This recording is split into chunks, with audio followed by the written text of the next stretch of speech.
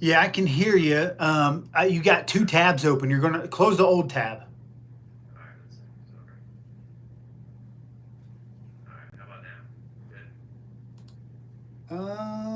Yeah, let's give it a second.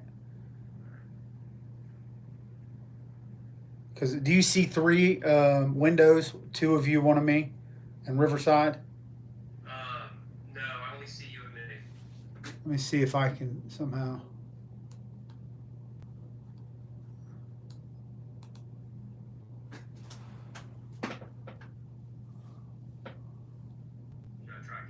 Oh, there we go. Okay, cool. Um, hey, dude, no worries. Dude, just since I noticed what's behind you, bro. Yeah, man. Who day, baby? Yeah. Um, we can save. I got the gist of it. How's your internet right now? Do you think we're ready to go?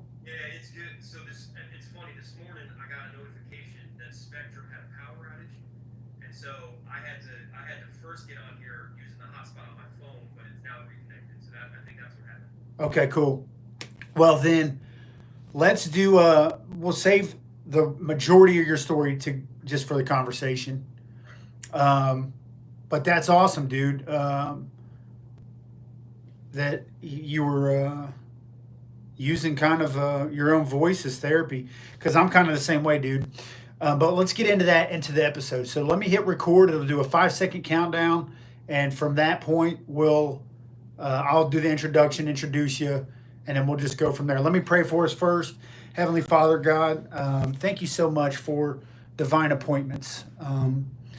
Lord, we've been conditioned so much in a world that is just run by a prince of darkness. And in that, we feel like we have to be tense and tight and act certain ways. And Lord, I pray that uh, we can be spirit led and live in a sense of freedom, Lord. And I pray that that freedom of your love, your grace, your mercy, and your spirit living in us can just shine through this episode.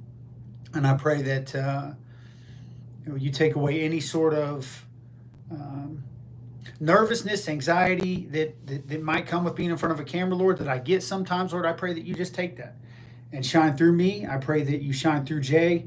And I pray that you're just building something spectacular through this conversation and maybe even more than that, Lord. And we pray these things in your name. Amen.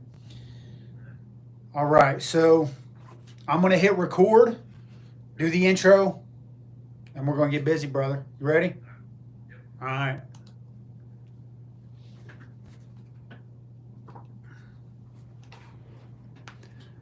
Welcome back, podcast family, to another episode of The Recovery Couch. Today's guest is a man who knows what it means to lose everything and still choose healing. Jay Miller's recovery journey began in 2016, and it hasn't been easy. He's walked through divorce, homelessness, jail time for a false accusation, and the weight of a long-standing sexual addiction that nearly consumed his life. But Jay didn't stay in that broken place. Through surrender, accountability, and the grace of God, Jay's found healing. He's found deliverance, and he's found purpose. He's been living on the other side of broken for years now, and today he's using his voice to bring others out of hiding and into freedom. Jay is the host of the Unfeigned podcast, and I'm honored to sit down with him today. We want to welcome you, Jay, to the Recovery Couch. How you doing, brother? Yeah, man, it's my pleasure. So, give us a little bit of background, especially what was going on prior to 2016 that kind of led you into homelessness and all of that, jail time.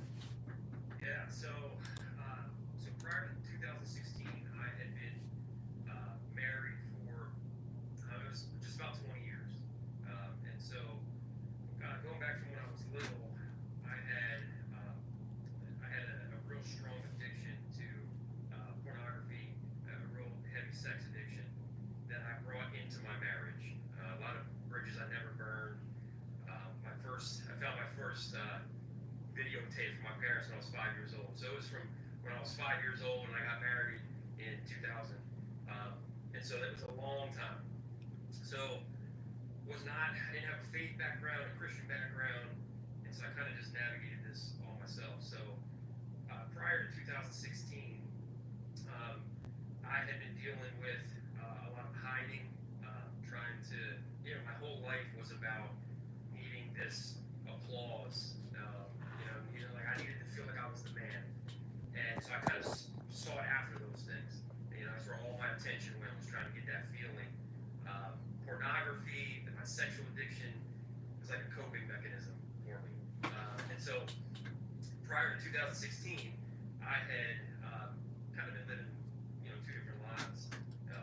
One life was my married life, reality, kids, and then this fantasy life where I was trying to chase this, this feeling of I'm a man, and it was through sexual addiction that I was trying to cope with that.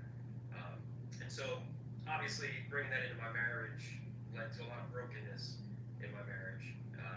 And in 2016, after I had an affair, and after that, my wife and I at the time decided, hey, we're going to try to give this marriage a go. What are we going to do here? So we decided we're going to try to make it work. And at that moment, when I had that affair, and it was sort of like I got punched in the gut, because I never thought I would be that person. And up until that point, I really didn't think of the implications. So, I partied, I chased sex, and when that happened, I immediately felt like disgusting. And so that started sort of the healing journey for me, and trying to redeem my marriage, and so it was maybe a couple of years after I got a divorce, but up until 2016, my life had been filled with a lot of hiding and trying to show people what I wanted them to see, hiding all the brokenness and all the addiction. So it was rough. So let me ask you this, Jay. You said 5 years old is when you found your first adult video. Yeah. What's that like as a boy? Confusing? I mean, you're 5 years old, dude. Yeah. Tell Yeah. like, I mean, because I have my own history with early childhood sexual trauma that started with adult videos at a very young age, right? And it's like well, I want to hear what that's like for you at 5 years old, man. Yeah. Oh man. So at the time, both my parents worked, and I would walk to school, and so I would get home before them and before my brothers and sisters. And so I'm 5 years old and kind of restless. So just trying to figure out, just hanging out. And so I would go into my parents' room, I would explore. And so I came across this video, and at that point, I didn't know what it was, honestly, and I didn't really know. I didn't have any idea what sex was and sexuality and all that. And so I put in this video. And by the title of the video, I still didn't know what it was. And so I put it in, and I'll tell you what, when I saw what I saw, it was extremely confusing, because I didn't know even what to expect. Two, I didn't even know what that was. I didn't know what they were doing. I didn't know how to make sense of why they were doing those things, and so everything became confusing. And then my own sexuality became confusing, because then I thought, well, wait, is that what it's supposed to be? And so is that what I'm supposed to search for? Is that how I'm supposed to treat women? And the video that I saw, and which is pornography, that women are treated like objects. And so that started to shape my view of how to treat women. And I kind of looked at the female body as just an object. And so it was all confusing for a 5-year-old. I didn't know what to do. I didn't know what to make of it. And it just kind of opened up this world of like pain and confusion. And so you go years down the road, you find a woman you love, you get married, you're in this marriage, Yeah. and it's like so many stories I've heard, Jay, including my own, where you rewind almost subconsciously to that 5 year old boy. Now according to the state of whatever state you live in, Right. you own this object. Yeah. Yeah. And how do you navigate that healing from, man, I really didn't live up to the husband I promised to be, to navigating like, okay, I started learning things at 5 years old that no 5 year old should really ever learn. And I have to go back and heal that young boy before I can ever start to like heal this grown man. How'd you navigate that? Yeah. So, and that whole time, I didn't know Christ. I didn't have faith, and I got into a lot of other things as well, which my discovery of pornography just led me to explore all these other things like the occult and things like that. And so, I bring all of that throughout my life.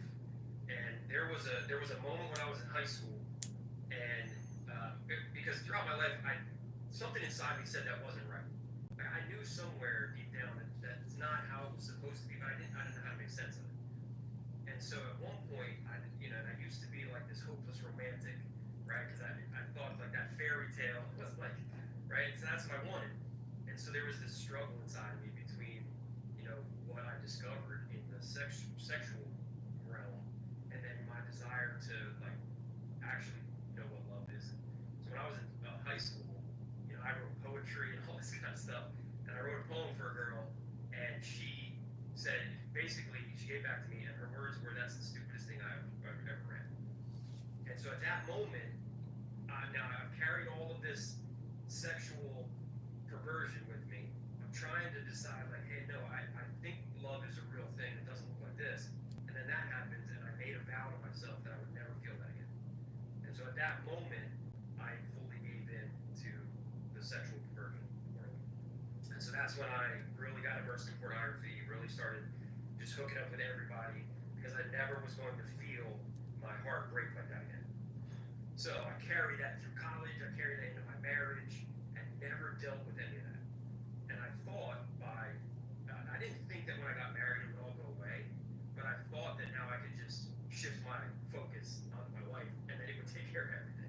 Um, I had become a Christian in 1999, got married in 2000, and but I never really owned my salvation. I wasn't walked through it, and so my whole marriage was that same fight that since I was 5 years old was, I'm supposed to love this woman, and I know how I'm supposed to be, but yet I've never dealt with this sexual addiction that I have, and so it was hiding and getting caught, then hiding and getting caught. It was this cycle, and then once the affair happened, which again that was the worst place I've ever been. Once that happened, I had to go back and figure out the why. Like, why am I this way? Am I always going to be broken? Will I ever be different? And so I had to go back and figure out why at 5 years old, when I discovered that, why it made me feel a certain way, what I kept chasing, and it was a long road to figure this out. And it really started with figuring out what I needed. So what was it in me that I was trying to get or chase? And that's where I kind of discovered this. As I was from a young age being raised, everything was about winning, and so I had to be the best athlete. I had to be the best in front of people. And it was this image I had to keep up, and I had to make sure that they thought I was the man. And so with that pornography, when I discovered that pornography, the man in the video was in control, and he was the man, and so that just kind of gave me that false sense of, oh, I'm the man. And so I had to go back and I had to discover that. I didn't know where that came from. I had to go back and discover that I had this need for like this applause, because I felt like that's where my worth came from.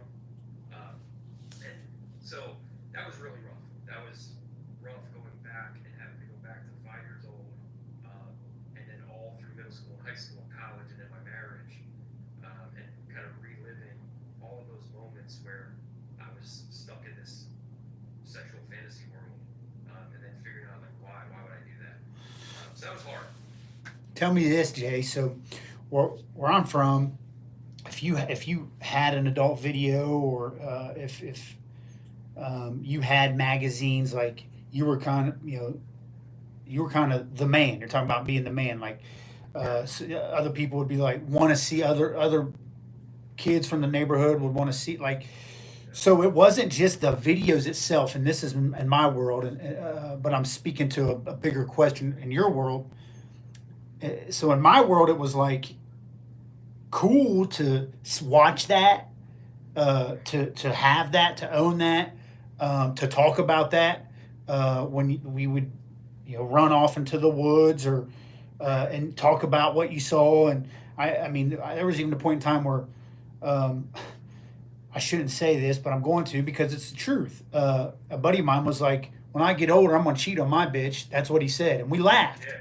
We laughed. We Yeah. laughed hysterically. Um, and I think we laughed because he said it like he meant it. He didn't say it like he was delivering a punchline. Right. Right. And so, in my world, and I'm trying to get to see if kind of your world was the same. Uh, this type of the man, like treating this a woman like an object, talking about it with your buddies in the locker room or riding bikes, was kind of like what the world conditioned me to believe was what a man was supposed to do. Was it the same for you?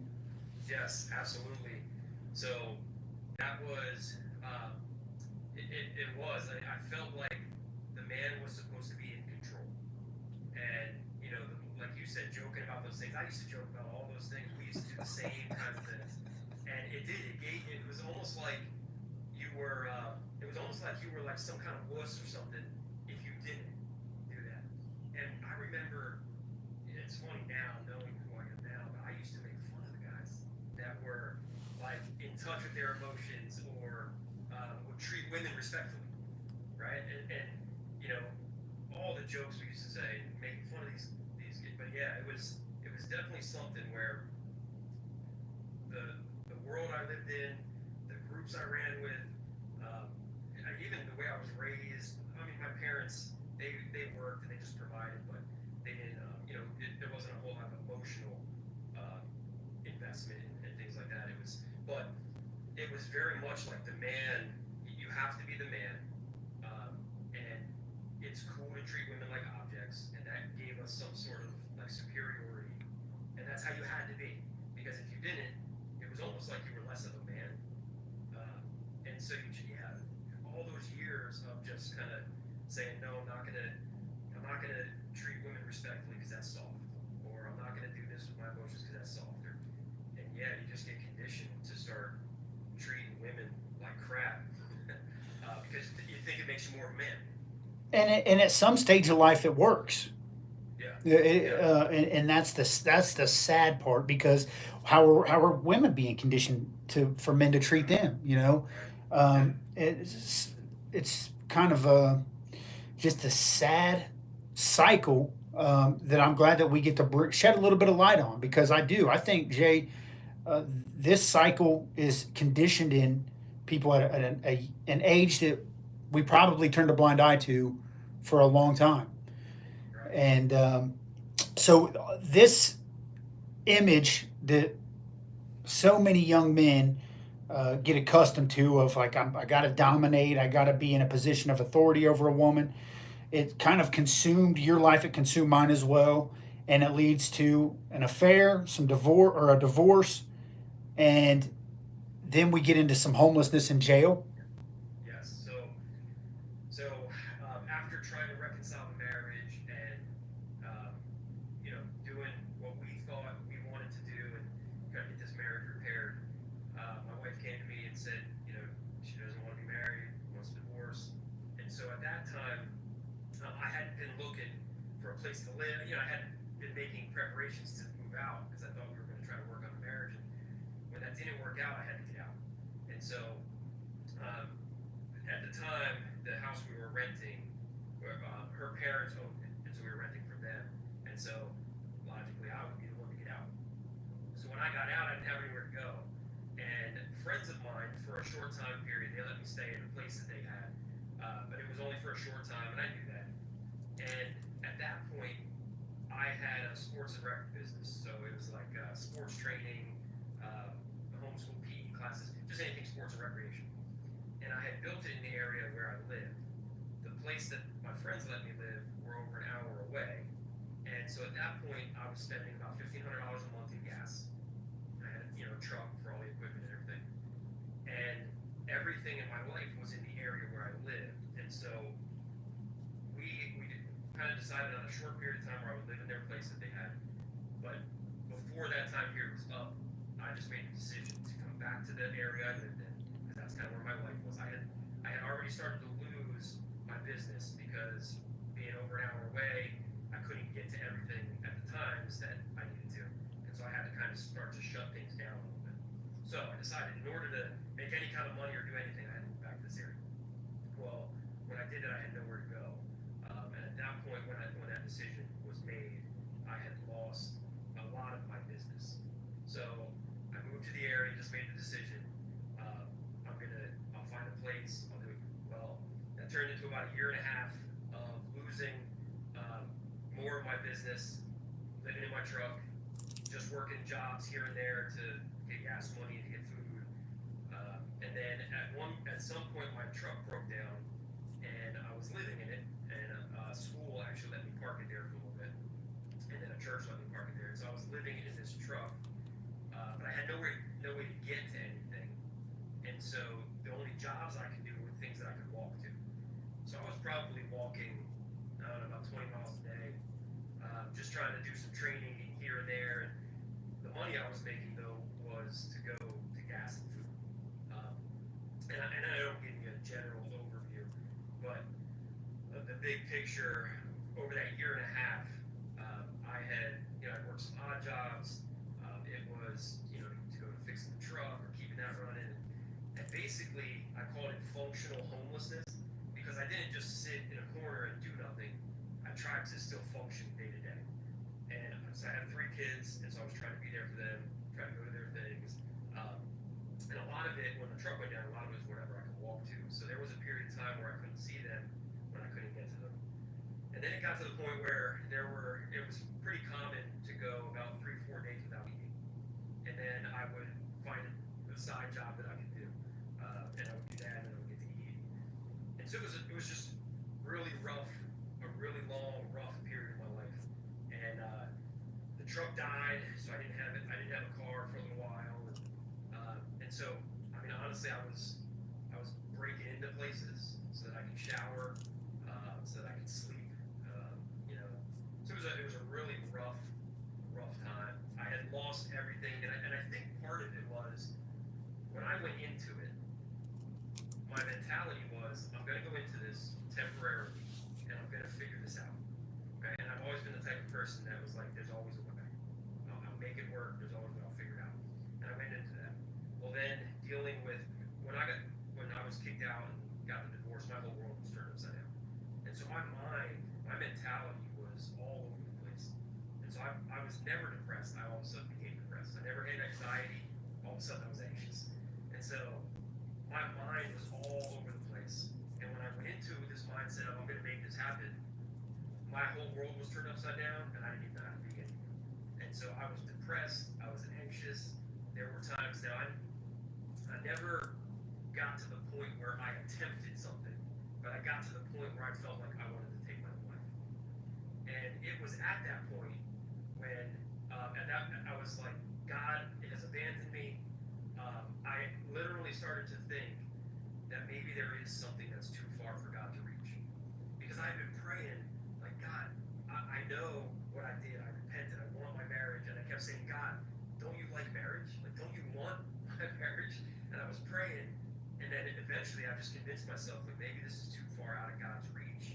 Like, I'm too far gone. All the stuff that I did, what I did to my wife and my family, that I'm too far gone.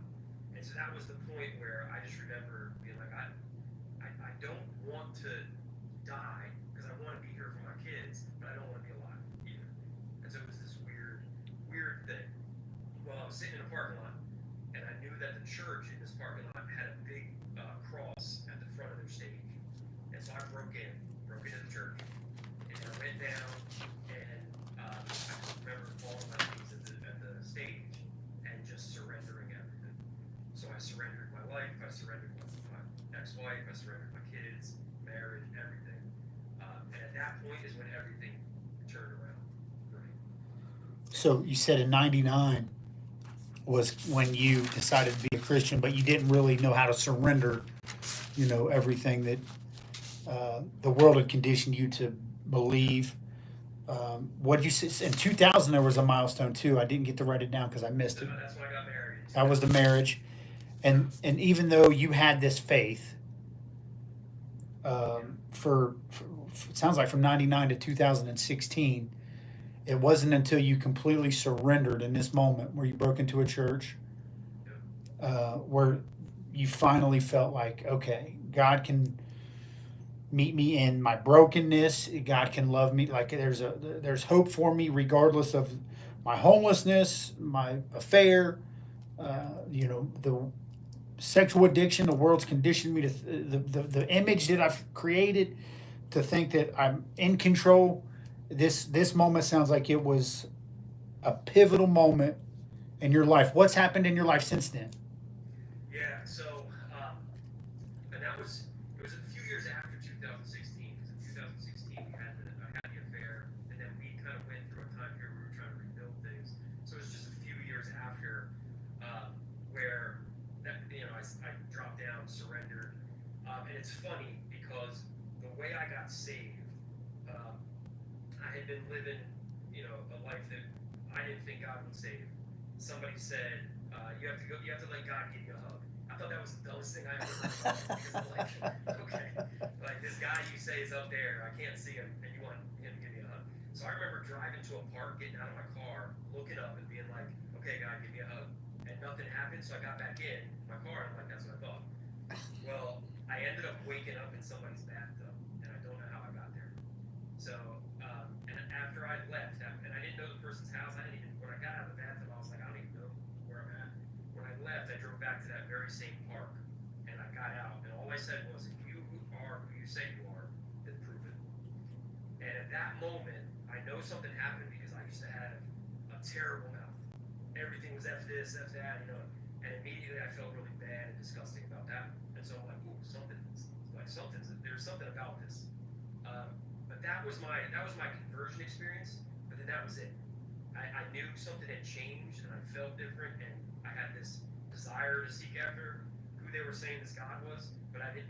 That was it. So that was my salvation. So I didn't know how to walk in it. I didn't know how to. And so now fast forward to 2018-ish, and I'm surrendering.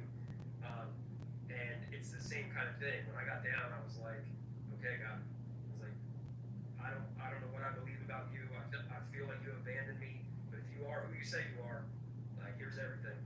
And so then I think real change happened. I know I was saved in 1999, but I really think I became a child of God when I surrendered. When Jesus really had my life. And so since then, to answer your question, like healing started to take place, and I started to change my mind, shift my mindset, and it started to really dive into all these things that were broken areas of my life, like my parents, my childhood, my family, the affair, the sexual addiction. I used to drink a lot, so there was that, and so it was all of this stuff diving into this stuff, and funny things that happened. All right, so.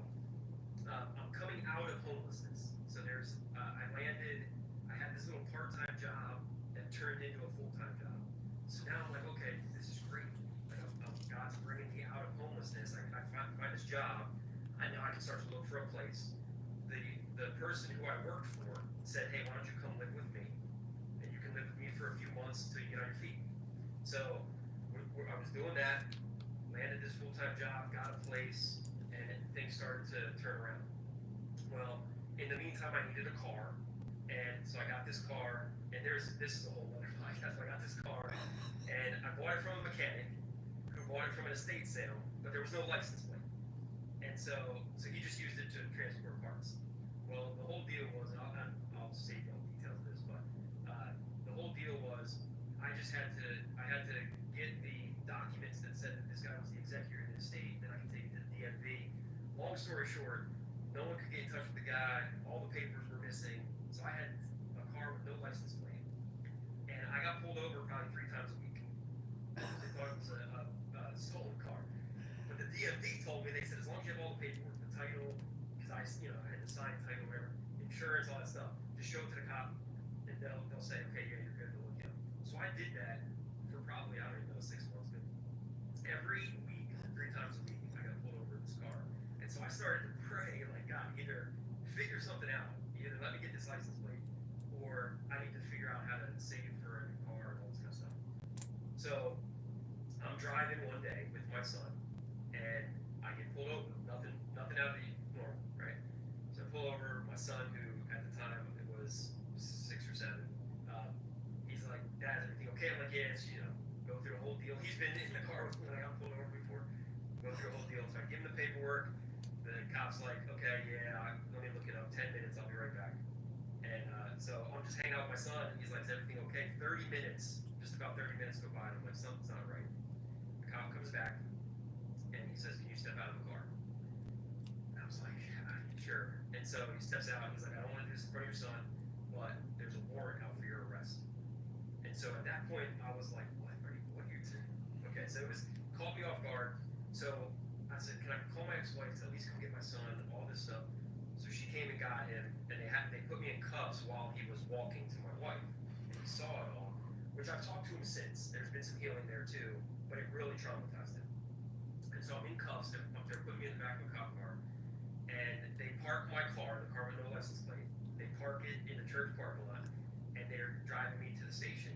And I'm like, I don't understand. I don't know what's going on. They couldn't tell me any information until we got to the police station. So I'm like, okay. Well, they come back when we get to the police station. They're like, "Listen, do you know this person?" And they read the name on the paper. And I was like, "Yeah, I know them." And they said, "Well, they said you stole their identity." And I was like, "What? Why would I?" So, long story short, I'm arrested. I'm put in jail, and it was a short period of time. It was 10 days. But when I get arrested, I had no idea what's going on. And I'm trying to call people to get bonded out, and all my family's up north, I'm down south, so no one will do it. So I'm taken into the jail, until my court date. Well, my court date shows up, and they just reschedule it, and I didn't even know they rescheduled it. So now the plan was for me to be in jail for the next 4 months. And right, so that's what I was thinking. So I'll tell you what, I've never had a panic attack in my life, but I think I had 3 of them while I was in jail. Because I just felt like, and I know there's people's stories way worse than mine, but the hopeless feeling of, I don't know why I'm in here, and I'm not going to see my kids, at least for 4 months. And then I was being told that it still could be, like, if I'm guilty, there could be a longer sentence. Or if we go to trial, because I wasn't pleading guilty to what I didn't do, that it could be 5 years. That they would just push this back and push this back. So I'm in this hopeless state. Well, long story short, a family member that I never would expect to have done this decided that she was going to bond. My sister was like, "I'll pay the bond." I didn't know all this was happening. My sister said she's going to pay the bond. Her daughter, my niece, who I see at the holidays, was going to drive to North Carolina 10 hours to come get me out of jail. So I didn't know all this was happening. Well, one morning they came and got me, and the bail bondsman actually came and got me out. So now I'm out of jail, and I don't know what's going on, right? And so I'm having to figure out if I still have a house or if I still have a car. So long story even longer, my car ends up getting towed. So now I don't have a car. So I had to walk from the jail to where the car was, which I thought was about, I severely misunderstood the mileage. I thought it was like 5 miles. It took me like 6 hours to walk to this place. And so I'm like dying, right? So my car's not there. I don't know what's going on. I'm calling people, find out it was towed. So I had to call an Uber, all this crazy stuff. Well, I get my car back and so I call my boss, and they had suspended me because they didn't hear from me. So when I got arrested, I didn't even think, my mind wasn't call my boss and stuff. So I didn't even call them. And then when they gave me like a minute to write down any phone numbers, and they said, "These are the only numbers you're going to be able to take with you." Well, I wrote down like my mom, my son. I wasn't thinking. And so I never called him. So they thought I just didn't show up for work. So when I get out, I tell them, "Hey, this is what happened." They're like, "Okay, cool." But because it was out of school, and now I have this on my record, it was a pending felony charge on my record, I couldn't continue working there because it was around kids. Even though it had nothing to do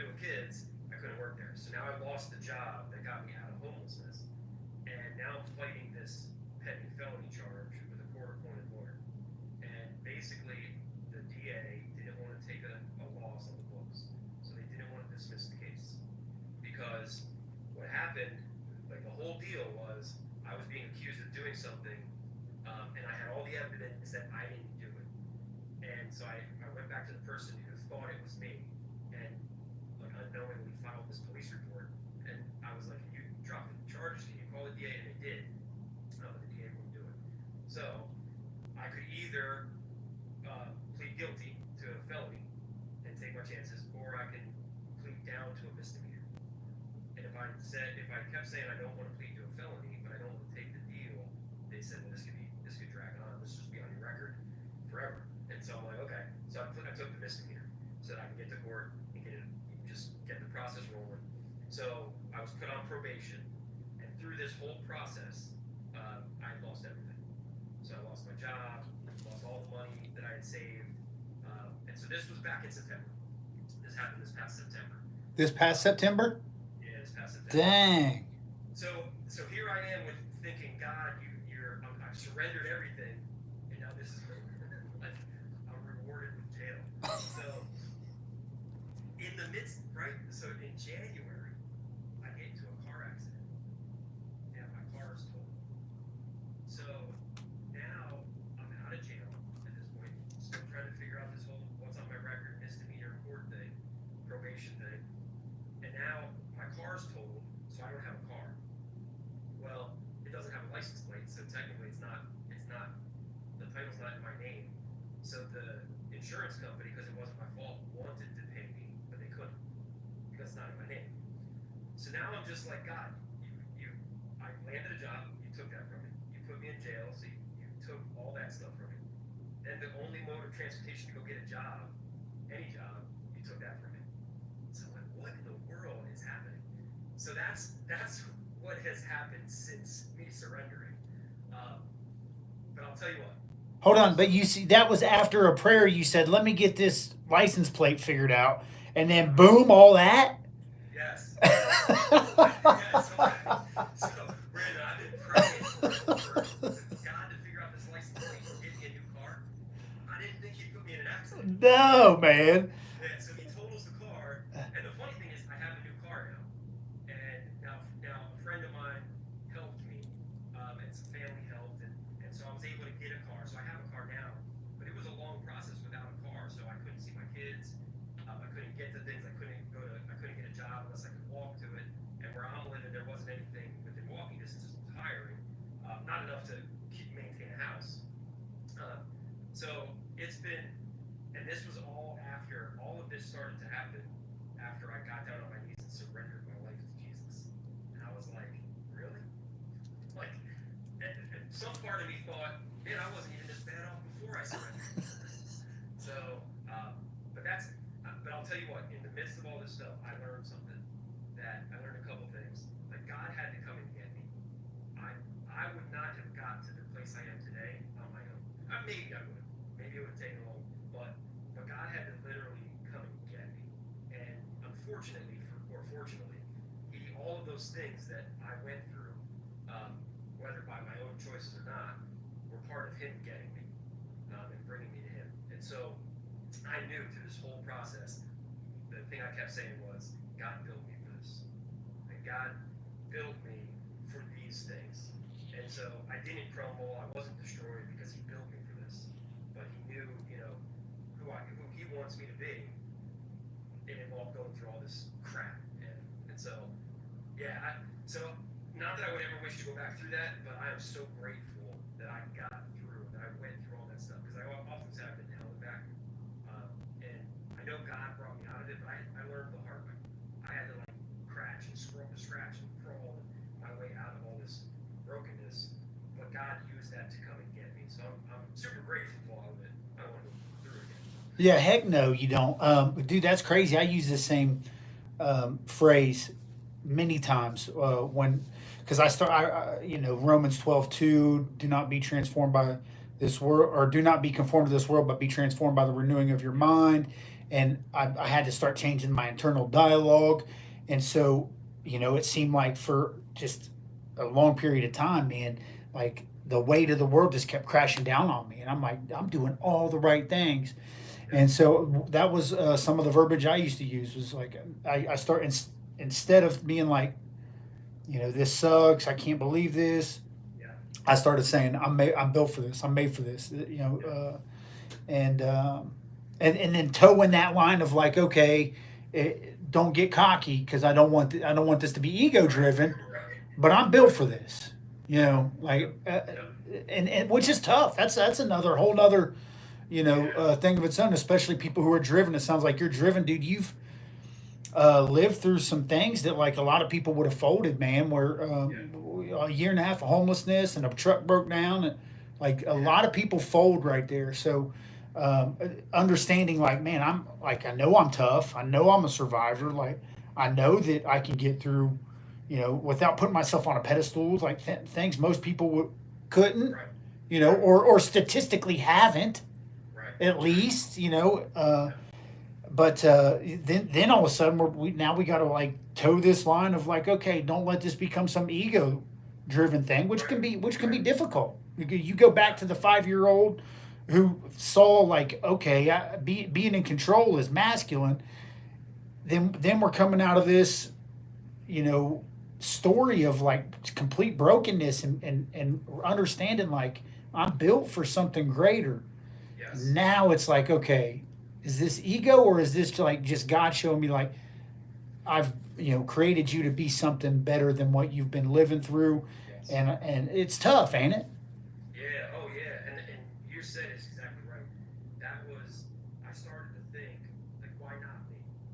Right? Because I used to think, why me? Right? So like, God, why are you doing this to me? Why? Like, really? I'm gonna be in jail for no reason? And and so then I started to think like, why not me? Because I can handle it. And like you said, it was. I mean, in a sense, I can handle it because it broke me. I mean, it definitely broke me, but it didn't kill me.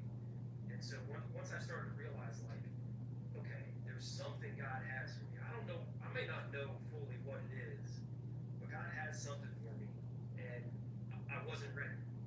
And so I had to go through some things, for Him to get me ready for whatever He has. Now I still don't fully know what that is, but I'm like, okay, you made me for this, so you got to see it through.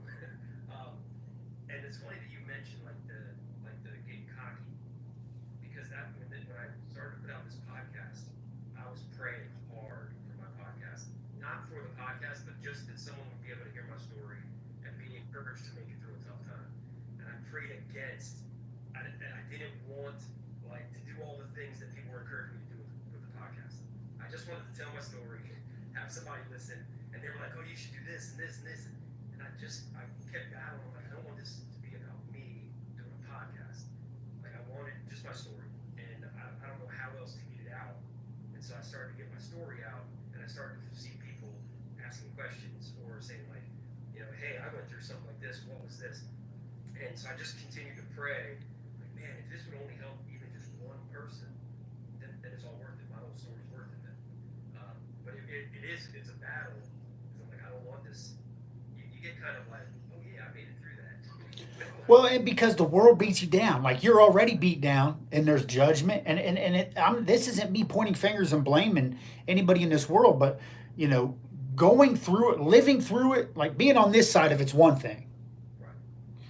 Being in the midst of it and feeling the judgment and sitting up at 10:30, 11, midnight, Yep. out underneath the stars with nowhere to go, uh, wanting to ask for money, panhandle, but like feeling like I don't want to get rejected. Mm-hmm. Like living in those moments is a total different thing. Yeah. And when you come through it and God delivers you from, the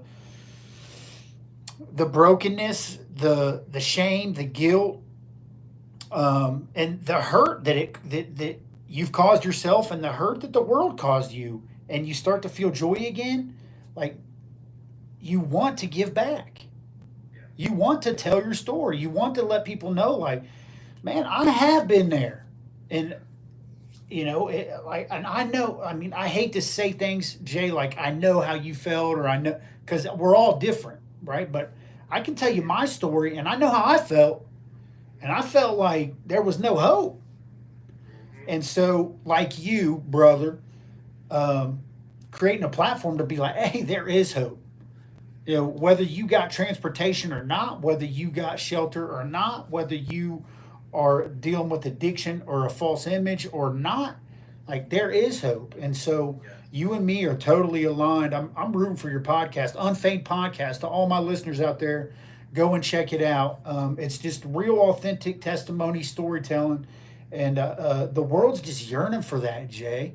Yeah. Yeah. And it's awesome, dude. I'm gonna be a guest on your podcast. I think we're here in about a Yes. week. Yes. Yeah, so Yes. Let's everybody do it. tune into that.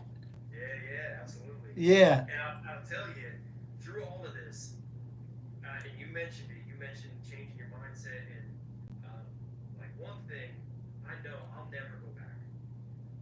And one thing that I try to tell people is I say a lot that I'm healed, right? I'm walking in my healed version of me, but that doesn't mean that it's all that stuff still doesn't pull at me. You know what I mean? And so there's still temptation. There's still that old way of thinking that I have to battle against. It's just different now how I deal with it. But during that whole time, these are things that like really helped me focus. I came up with two like mantras, and then I stole one from somebody else. And I got it. I don't know if you ever seen like the Ted Lasso stuff, but I saw a reel, and it was about him playing darts or something. And he said he saw a quote, and it's "Be curious, not judgmental." And so I started to, throughout this whole time, I started to ask questions, and I stopped looking at people and coming up with my own assumptions, and I started to ask questions because that's not what people did to me. People assumed some things, and they never asked questions. They may have found out if they did. The other two things that I came up with this was I always used to say, whatever you give your attention to, you will become attracted to. Whatever you become attracted to, you will pursue. So I started to repeat that to me over and over and over. Whatever I was giving my attention to, that's the thing I'm going to run after. And so, what were the things I was giving my attention to? Because at that point, before the surrender, it was sex, it was sexual addiction, and that's what I kept giving my attention to, and I kept running to it. Then I became attracted to it, and then I just pursued it every chance I was feeling depressed or anxious or whatever. I would go to that because that's where my attention was. And I realized that I had to shift what I just gave my attention to. And I started to give my attention to the Word of God, to prayer, to people that would speak into my life instead of like judging. And so I started to give my attention to those things, and real shifts in my mind started to happen when I did that. And then the other thing was I just kept saying to myself, choose, commit, confront. I kept saying that.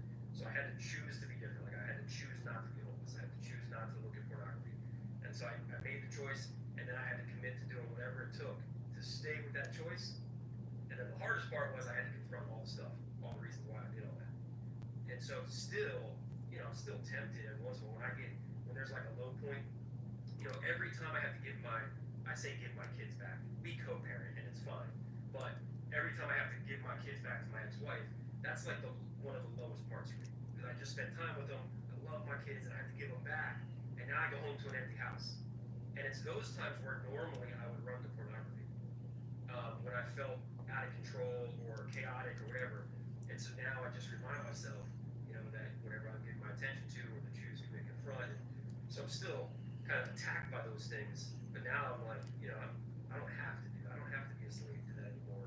That stuff's been redeemed, and I can choose to look So those are things I'm super grateful. That's why I'm grateful that I went through what I went through. I'll tell you this, Jay. Steelers fan aside, man, you seem like a good dude. Let me give a big hooday real quick. I love my Bengals, man. And you guys beat up on us for years, dude. So we just got to get that on air. But hey, so leave us with one lasting thought, man. For anybody out there who feels just like overwhelmed with what they're dealing with, whether it's homelessness, addiction, uh, maybe it's, the fact that they've, acted out sexually and they don't feel like they could ever forgive themselves. Whatever the case may be, anybody out there that might be listening that thinks like, these redemption stories of Jay and Brandon will never happen for me. What would you say to them? Yeah, if I can only say one thing, I would say this is what gave me hope. Sometimes we think that Jesus is off to the side and waiting for us to come to him. But he's in it. He's in our brokenness. He's in it when I'm dealing with sexual addiction, when I'm dealing with any kind of addiction or marital problems, whatever. He's there, it's not like he's off in the distance, and we have to then get out of whatever we're in and go to him. But he's there with us, and there's nothing that's too far gone. Nothing. No matter what, any circumstance, 100 times worse than mine, is still not too far gone. And the thing that helps, the reason why there's hope is we can make a choice to just lean into Jesus. And it really is just about, we have it within ourselves to change our mind. And Jesus, we don't have to go chase him. He's right there. And there's nothing anyone can have done or is doing that Jesus is afraid of or will reject you, or he's there. So there's nothing that makes you too far gone. You're not too broken. You can change your mind. But I would say lean into Christ, whether you have faith or not. It's true because it's true, not because we like it or not. And it works. I mean, I had faith and I became faithless, and I chose to lean in, and he really does. He's able to redeem whatever. I love that, brother. Thank you so much. Yeah, nothing is too far gone. I don't care how many people you've slept with. I don't care if you got a pending court case. I don't care if you're in the bowels of addiction right now. I couldn't agree with you more, brother Jay. Nobody or nothing is too far gone if we can just learn to surrender, give everyone and everything to God. So thank you so much. I want to encourage everyone, go check out the Unfeigned podcast. And if you need a spelling on that, it's UNFEIGNED, Unfeigned podcast. I'm looking forward to being a guest on that podcast. I think we record in a week or two. I'll have to check my dates on that next week. And then in the meantime, check out the social medias, Facebook, Instagram. We got Step 4 releasing this fall. Super excited about that. And if you're interested, become a Recovery Couch Insider. We just started a Patreon page for anybody who wants to get like access to Q&A sessions, bonus episodes, and we'd love for you guys to join that. So until the next time, just remember you always have a seat right here on the Recovery Couch.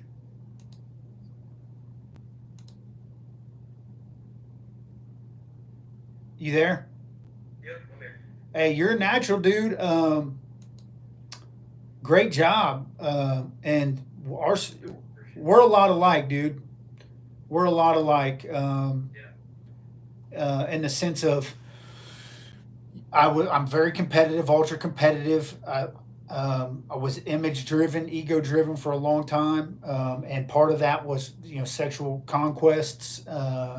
And winning, athletic, any sort of, situation where I could feel like, dominant. And so that's been a huge part of my healing process too, was like, okay, let's work through the muck of why, the addiction, and then get to like the roots of the situation. And there was like some things I didn't really want to look at, like, traumas from my childhood, and then understanding like, man, a lot of these things were me trying to just have an escape from like my reality, and going back and thinking, okay, that wasn't really, I was kind of fake of me. And, oh man, I hate how I represented myself for that decade, shit like that was tough, dude. Right. Yep. Yeah, there was a point in my life I couldn't go back. I ended up at a Christian college. I wasn't a Christian, which was that was interesting. But I ended up not being able to go back to that campus for almost 10 years because of the shame and guilt that I felt. And so yeah, I know exactly what you mean. Like, there was so much shame over how I was. It was so heavy every time I went on that campus. Even. What do you think you could go back there today? I do. So there was a time where I reached out to who is now the president. He was a professor of mine, and only one of two professors there that knew I wasn't a Christian. And he kind of helped me through some things. And so I reached back out to him and just shared everything. And I was like, listen, can we just get together, because I want to share with you how pivotal you were. So I actually went back. We sat down and talked, and so it was good. So I was able to go back after some healing took place, but there was just a lot of shame. That's part of what you're mentioning now is one of my favorite things about like the Christian community, is that it is forgiving and understanding of shame and guilt. But there's like a mixed message, and it's even in scripture. It's kind of I can't understand it. It's like, okay, if we're forgiven, then but constantly reminded of it confuses me. Why are we continuing to be like, okay, like, but do better? Like, like I don't. I mean, and I know how that sounds. Like we all need people who hold us accountable, and uh, but I think if you're walking correctly, like there's an accountability piece with you and God, and you know who's holding you accountable. Yeah. And sometimes that gets confusing to me because I have more of I'm a conservative politically, financially, but when it comes to like the freedom I think God wants us to live in, the freedom that's attractive to non-believers, that when they're like, what's going on in his life? Why is he seem what's that joy all about? I feel like I'm a little more liberal. Like I don't think that it's Christianity's supposed to be legalistic. I feel like it's supposed to be a lot more like, no, man, there's something different about the way he's dancing, the way he's singing, the way he's praising, the way he's Yeah. loving, the way he's talking, the way he's moving. Yeah. Oh, absolutely. I agree. And Satan wants us to convince us of the other. He wants to convince us of the opposite of that, and wants us to feel like it's about legalism and slave. And yeah, I agree with you.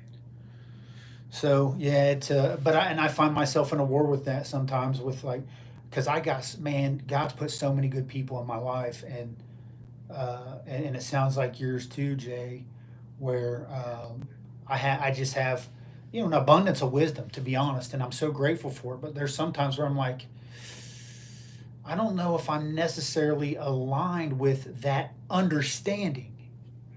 Yeah. And part of it is like I have to just be okay with it. Like I expect them to be okay with the things that are different about me, or the Yeah. understandings that are different about me. I got to be okay with it. I got to quit condemning people, which Yeah. I'm still guilty of from time to time. But Oh, me um, too. which is why I loved your quote, dude. Be curious, not judgmental. Mhm.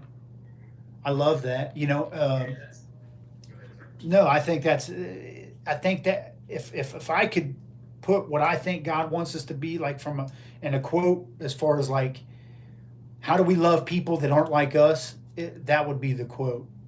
Yeah. Just be I wish. curious, man. Ask them questions. They would love to Yes. have a Q&A with you. Yes.